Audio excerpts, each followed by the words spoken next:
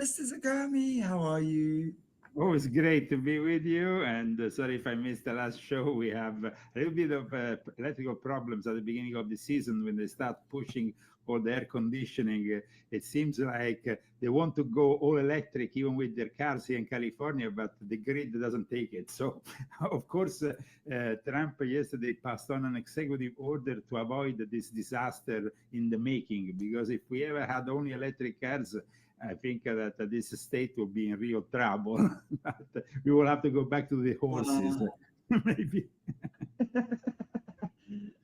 The horses, indeed, yes. Wow. I mean, it's crazy right now at the moment with all of this stuff going on and off.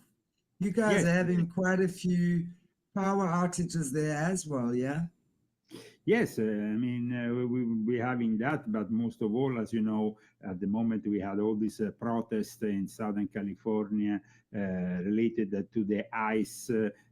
What is happening with the immigration and custom enforcement here in America under the Trump administration is very active, and of course the Jesuits in Los Angeles have been also very much involved in the protests against ICE, and in particular, Reverend Brendan Bush, a Jesuit priest, who immediately went there downtown together with another Jesuit who is also rather popular, who is Father Greg Boyle. So the Jesuits have been actually directly involved within the protests that you have all seen worldwide. And that is something, as you know, I discussed in volume 12 of my Confessions, which we will be discussing in depth during our first book club together, which is approaching. And one of the topics is, of course, the immigration policies of the left, which are driven by the so-called Ignatian values of the Jesuits, who, by the way, have then put together all their religious posse, which included Unitarians, Episcopal, and so on.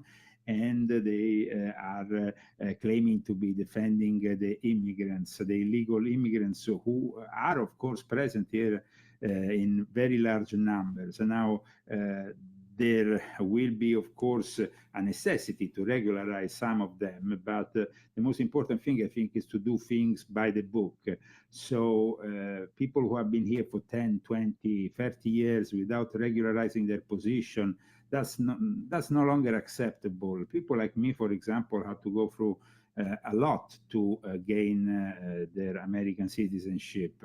And so for that reason, I urge people who are in a situation of uncertainty to go through the legal proceedings rather than try to escape the authorities, because Trump's administration is no longer tolerating what has been happening, especially during the Biden administration. We had between 10 to 20 million illegal immigrants coming in this country, generating more and more problems for cities which were already in precarious conditions. And here in California, we have instead a bunch of politicians who are, of course, politicizing this crisis left, right, and center. They are standing with the immigrants because those are simply for them potential voters. And at the same time, we have people, parading the Mexican flag. And with all the respect, but Mexico was defeated by the United States. In 1848, there was a treaty signed. And so at that moment, we gained California. We also paid Mexico at the time. Not only we won the war, but we also paid them. So we made an additional favor. And instead, they are parading these Mexican flags, which I think they are very much an insult for most Americans. Now, from my point of view, as an immigrant who, as you know, has decided to live here in California, I came here for the first time in California in 2014, and I saw that there was a very different Los Angeles. This kind of decline that most cities, and a very different when I went also in 2008 in Austin, Texas, for example. All these cities are now in a state of decline because this illegal immigration, this degenerates in the gangs who are bringing in fentanyl are transforming many areas of these cities in unlivable hellholes. So I hope that that can be sorted out somehow. But Leo, I saw, you know, going back to what you were saying about the Mexican flag, there's obviously quite a bit of stuff on social media around that. And I actually wanted to ask you about that in any event this evening, because it's interesting to me that there's such a focus on Mexico right now. I mean, you see these guys with the Mexican flag planting it all over construction sites. And then, sorry, I think there was even one in a gay parade or something with a Mexican flag, if I'm not mistaken. I speak under correction. So that seems to be brought, Yeah, you they, know, they, coming they to use it the. as a symbol of liberation. If they want to be liberated and go to live in Mexico, the border is right here, 1 hour and a quarter from where I live. You know, there is a border, Mexicali, or you can go down to San Diego, 2 hours from where I live. So, I mean, if they are so, you know, so much into Mexico, just go back to Mexico. I mean, that is what they really despise of parading a flag. It would be like me parading some English or French flag in New Orleans, or English flag around some of the states that were liberated from British domination after 1776. I mean, this is intolerable, it's an act of war, and on top of that, we have the drug cartels, because I mean, Mexico is not a state, is a federation, is basically a federal republic of cartels that are controlled by narco traffickers, who ultimately are in league with the Vatican, as they give their money to the Vatican, and they receive the blessings from the Vatican. That's why we had the involvement of the Jesuits, the involvement of the Archbishop of Los Angeles, who immediately condemned the ICE raids. Now, there's nothing to condemn. If they didn't go there, these organizations, and created this turmoil, we would not have had the National Guard arriving or the Marines, because there were more or less 200 people that were arrested and put in this federal building. If you think about the fact that there is 1 million undocumented immigrants in Los Angeles, that's nothing. And those 200 people, amongst them, there were pedophiles, there were criminals, gangsters. The people who went and acted in their defense are people like the Jesuits, who have created a organization in Los Angeles called Homeboy Industries, where they claim they get the gangs to rehabilitate. In reality, it becomes then a trade union between the Jesuits and these gangs. Now, I don't say that many of them might rehabilitate and go to do other kind of jobs, but it is really indicative that some of the first people to arrive to the protest, together with organizations like Unión del Barrio and other organizations, were indeed the Company of Jesus, the Society of Jesus, which I've denounced in my latest book, because their immigration policies, of course, are in line with everything we despise at the moment. They claim on their website, for example, of Homeboy Industries, we dream of a world without prisons. We dream of a world without prisons, and that's how we live. That's basically one of the things that Father Greg, the guy who founded this organization in Los Angeles. I mean, you cannot have a world without prisons if you have criminals. Yes, it can be a great utopia, but if you have a world without prisons, you have a world full of criminals which are running loose in most cities, especially here in California, where we have the mayors of most towns who are devolving a lot of tax money into sorting out problems like homelessness. Here in Palm Springs, I just received a mail from the mayor an hour ago, and all this money that we put through for people who are actually hiding amongst the homeless community, because many of them are sex offenders who will not like to be on the radar, because here you are obliged by law to have you are part of a sex registry who basically this registry then is communicated to everybody. When, for example, here near where I live, I have a pedophile that comes to live, I receive an SMS on my phone and it tells me exactly where he's living. So this is a rule here in California, and actually I receive 1, 2, or 3 messages a month pertaining sex offenders in the proximities of where I live. And I don't live in a ghetto, but unfortunately there is this kind of people around. So what they do, they go and live amongst the homeless to not be registered, to continue to offend and not have any control.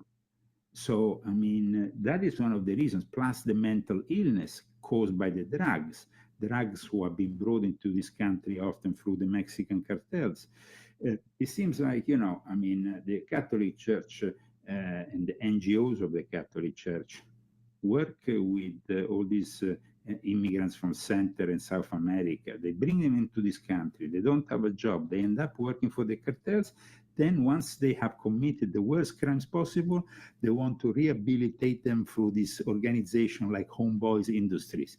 Now, I think that it's really hypocrite from the church, who, like I said earlier, receives also a lot of money from these drug cartels. So countries like Mexico, who are infested by the cartels, socialist at the core because they have Jesuit values, and so they are communist and socialist. Well, they need to be left out of the United States of America because they are ruining the very what we really stand for, which is the American dream. And it's like you can go to any country in the world, even today, like Arnold Schwarzenegger said in an interview he gave a few days ago, even in Austria, and you will have people that come to him and say, how can we become American citizens? How can we become, because everybody has the American dream. But this dream can be destroyed by these thugs if we don't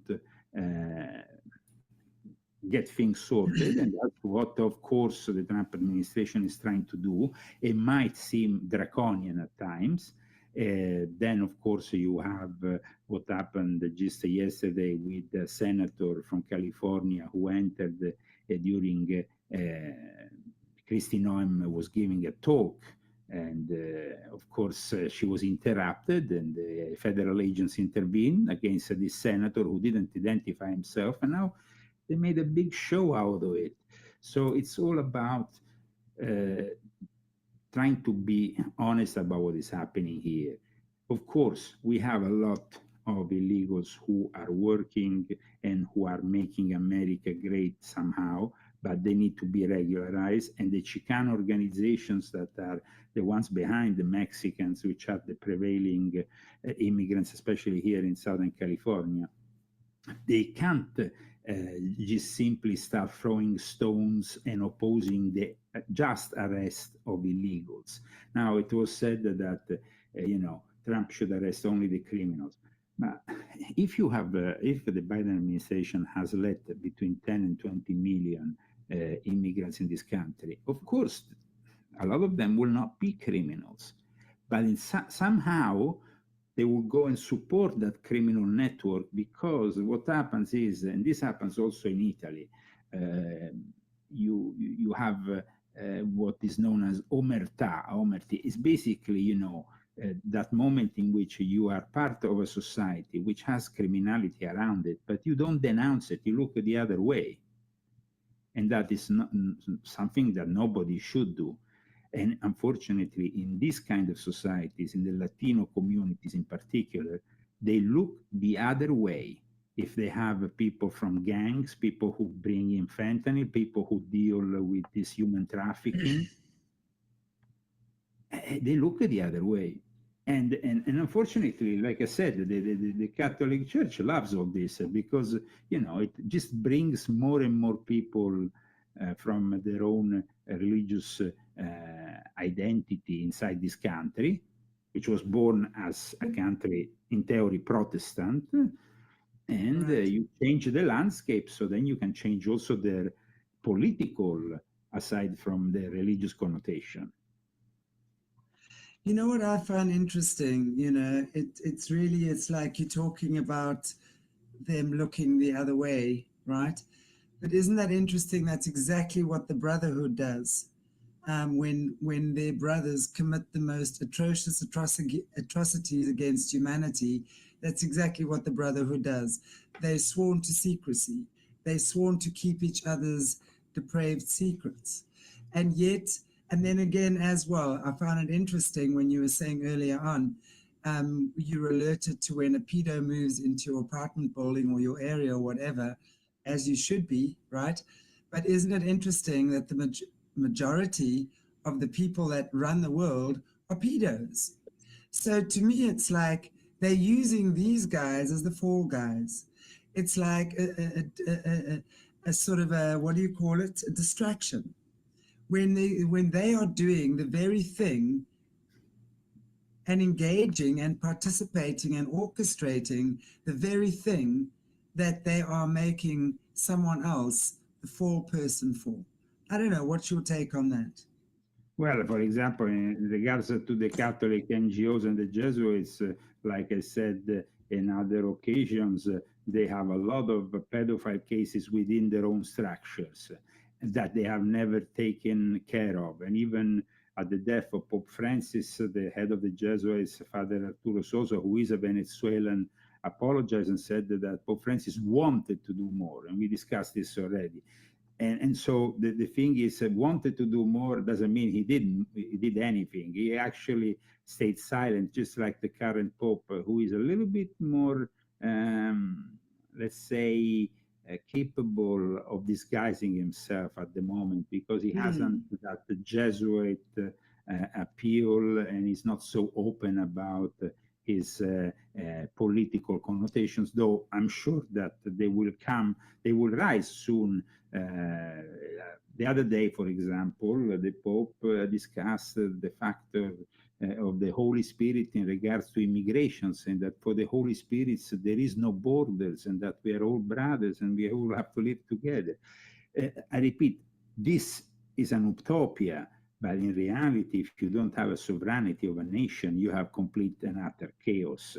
Now, like I said a moment ago, the term omertà, which originated in south of Italy, is very important because it's a term that indicates a code of silence and a code of honor between brackets, honor between brackets. But in reality, you were saying these pedophiles, they stay silent, and people around them stay silent about their practices, especially if they are powerful individuals. So because they are practicing pedophilia, they want to open up the whole world to pedophilia. They want to normalize pedophilia. And that is really what is happening in the last few years, especially within the left-wing narrative and the left-wing media, normalizing. And this happened actually since the 90s. This gradually started to say, oh, this intellectual guy from Spain, he writes these wonderful books about his problem with pedophilia, and we have to accept him. When I heard this thing, it was the early 90s from a journalist friend of mine who was doing an article about this guy, and I was like shocked, completely shocked about it. But now it's becoming more in your face, because now you have it on TV, you have it on Netflix, normalizing pedophilia, you have it on many other platforms and so on.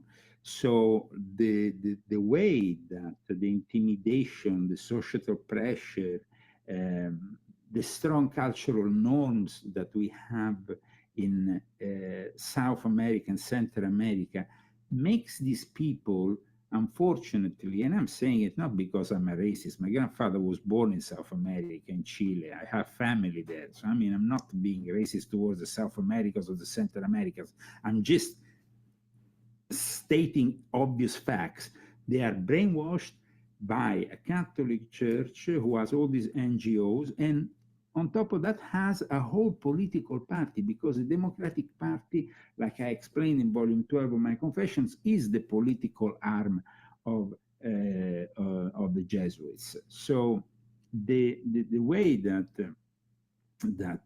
they work in these circles is okay. They claim that they are, for example, rehabilitating gang members. But in reality, those gang members, when they need them to create chaos, like they did in Los Angeles, in downtown Los Angeles, well, they come to their aid and they start setting on fire electric cars, doing all kinds of criminal things that in the end indicate these are not pacific protests. But then they want to change your narrative. They say, oh, it's the algorithms that show you only the violence. In reality, we are here and it's all very peaceful. No, it's not very peaceful. Fortunately, Trump sent in the National Guard, because otherwise there would have been complete chaos. And probably they will have, and they will try during this summer to create more and more chaos, because that's what they want. They want to eventually lead an impeachment against Trump. They want to continue unhinged with letting in millions of immigrants, to collapse the American system, and to then, because I noticed one thing about these illegal immigrants.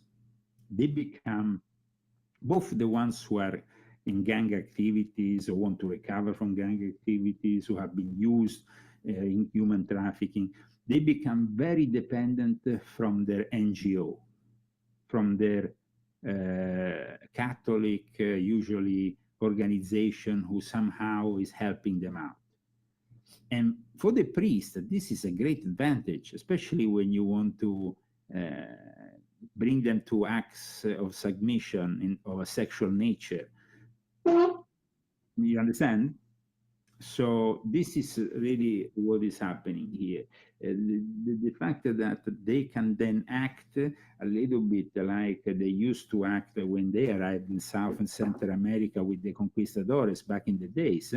They can act as the ones who are controlling the rehabilitation and driving them into society, because it's not like the whole structure that is here is Jesuit in nature. The governor, Newsom, has said that his major teachings were given to him while he was studying with the Jesuits, and that is his major inspiration.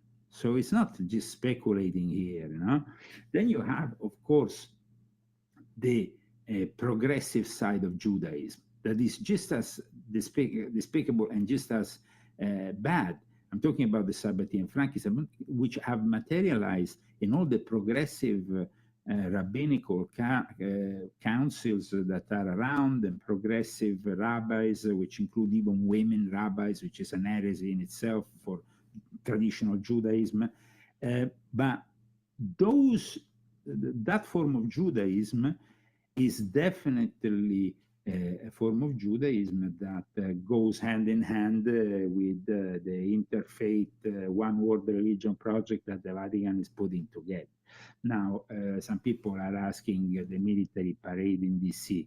The military parade in DC could be, unfortunately, if it takes place at the moment, a great opportunity for Iran to make a terrorist attack. Now, Iran has promised a revenge against Israel, but they consider the United States, even if the United States with Trump was trying to open a peace dialogue actively in the last few months with Iran, they consider them allies.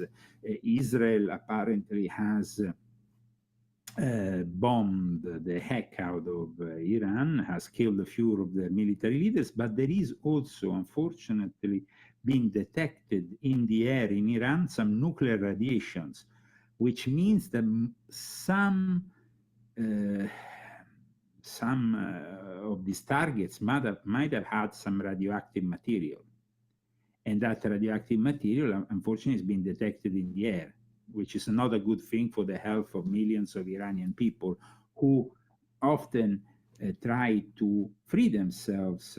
Iran definitely at this point, somebody says, has done nothing wrong. Well, has done nothing wrong, but at the same time, Iran is the one behind the training and the military support of Hamas and Hezbollah. So they are working hand in hand. And for that reason, I also suggest people to read volume 10 of my Confessions. That gives you very much the history of Islamic Freemasonry, as you know, and the secret societies involved in this eternal conflict in the Middle East, where everybody is against everybody, because in the end, there is no right or wrong when you have a system which is corrupt from the top to the bottom. So, you know, Exactly. standing on the side of the Palestinians rather than Israel, or Israel rather than Palestine, thinking you have, you know, discovered that this side is unjust and that side is just. There is, unfortunately, no just side. That's the truth. That is so true, Leo. You know, it's, you know, I've said it a couple of times. I don't know if you know Gary Wayne. He's a guy I've recently had on the show, and he's one of the, he calls himself a Christian contrarian, and he really knows the Bible and the fallen ones and the books. He really is brilliant. He's probably the best that I know of in that arena. And I had him on the show not too long ago, and he said, and the way he put it is that World War One was started by scuffling or squabbling cousins. I mean, you know, when he put it like that, it made such perfect sense to me, and it makes perfect sense to everyone. I mean, we've known for the longest time, you know, the wars are really funded by the same people. You know, both sides are funded by the same people. Well, I Well, we mean, didn't it's realize mostly the interest of the banking system behind it to make money. We know that, for example, the Rothschilds back in the day used to fund both sides so they could, you know, make money while everybody was at war. And that is really what has always happened. I mean, you have the military industrial complex and you have the big pharma. I actually went and discovered an article that I wrote on and published on leozagami.com in 2018, in which I wrote that they were preparing for a third world war if the populist, between brackets, parties in Europe will win, because the Pope has said that. Pope Francis at the time, the late Pope Francis, has said that. And look what happened later on with Ukraine and Russia. And of course, I wrote in volume 2 of my Confessions, published in between 2016 and 2015, I published that there will be also a pandemic in 2020, that everybody will be locked up because of that. And that punctually happened. So people always ask me, what is happening next? You know, what is happening next? What is happening next, of course, is something that only God knows in its entirety. But if we want to at least give, you know, an indicative, let's say, an indication on what is happening next, we can say that the biggest revolution, of course, at the moment is the AI revolution together with robotics. And that will change, of course, the whole landscape of your working place, of traditional jobs. Mankind will find itself in front of one of the biggest changes ever, with the possibility even of being extinct, because the newcomer, the AI, doesn't really like humans in their imperfections. And so the cyber Satan, like, you know, I've always called this the cyber Satan, and I've actually dedicated three books that we're going to be discussing in the future in the book club, which is volume 6.66, volume 7, and volume 9. And so there is now at the moment a race, a little bit like back in the days of the first atomic bomb and the Manhattan Project, you know, the race for the ultimate generative general AI, which is that AI which in nature might even be sentient. And so at that point, we cannot stop, like requested by many scientists here in America at the end of March, the whole thing, simply because if we stop, anyway, China is going to go forward with it.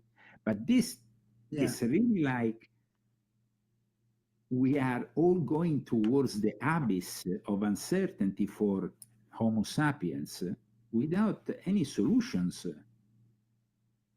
And the fact that they are already claiming that the man who is going to become transhumanized, you know, who will include elements from external elements in his body, will be the man of the future, and that Homo sapiens will be a thing of the past when you have these new superior beings who will be always connected. They will not talk because there will be no need for talk, as everything will be transmitted directly from their brains.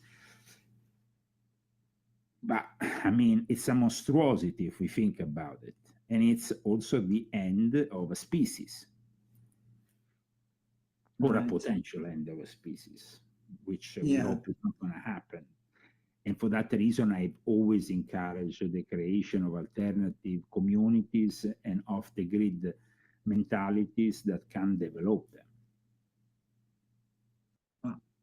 That's so true. You know, again, I mean, it's just going back to, as you say, as you call it, the AI Satan, which is all about technology and really a soulless future, a soulless planet, you know, where everything is controlled by robotics type.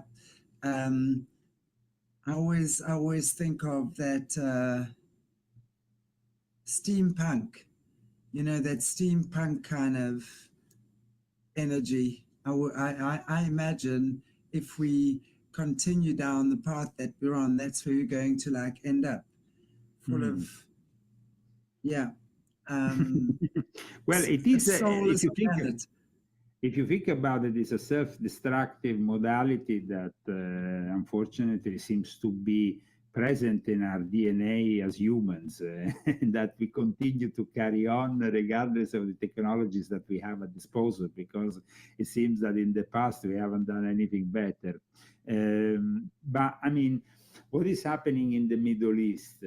In all this context of chaos, you know, with Israeli strikes on Iran and all that, it's all part of the same show, which eventually wants to bring 3/4 of mankind to die in a way or in another, because they will be substituted by robots and artificial intelligence.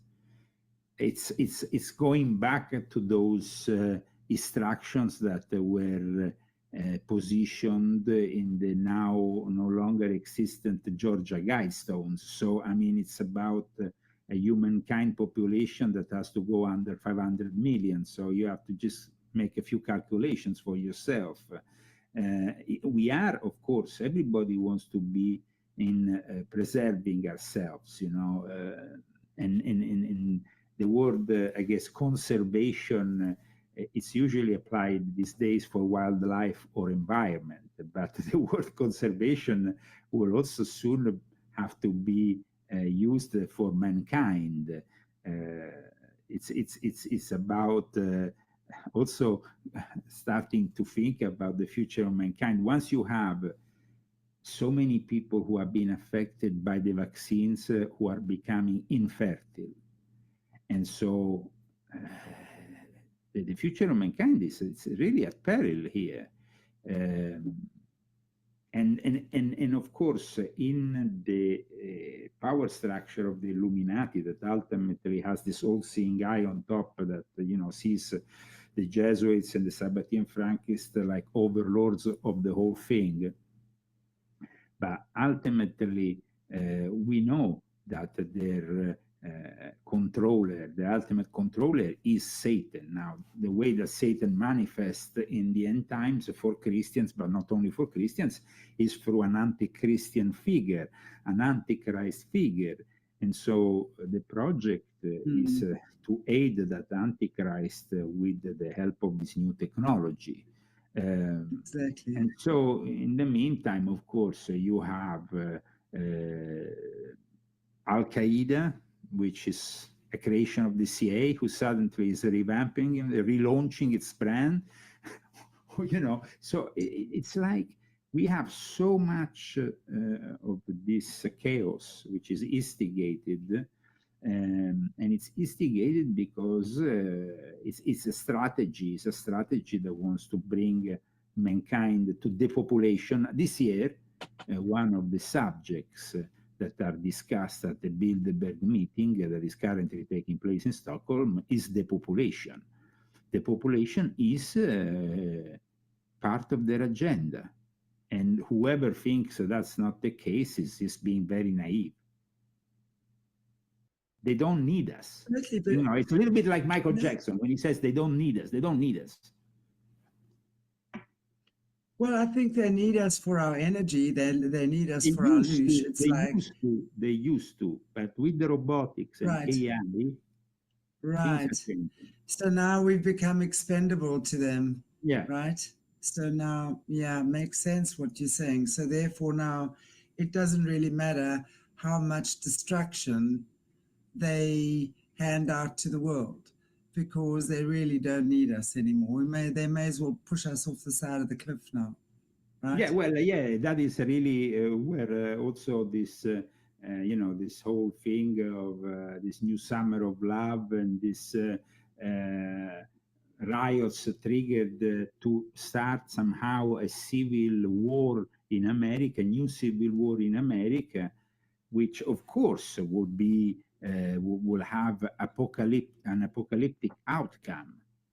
And at the same time, we see how within this new world disorder, there is certain actors of it, like, for example, China, that are pushing, in particular, in the last month, we had the arrest of several students who were bringing to the country what we can define as bioterrorism, agri-terrorism, because it will then be used on the agricultural landscape of America. If that ever happened, if they managed to activate something like that, it will be a disaster, because here we are talking about, you know, and who is gonna feed the people?